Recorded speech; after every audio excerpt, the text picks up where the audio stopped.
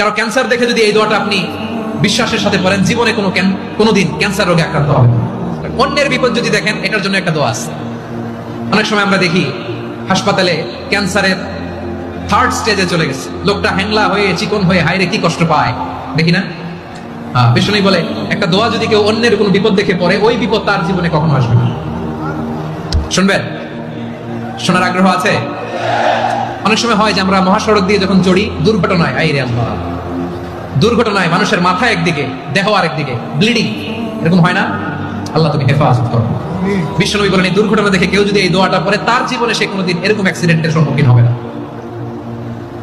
শুনবেন?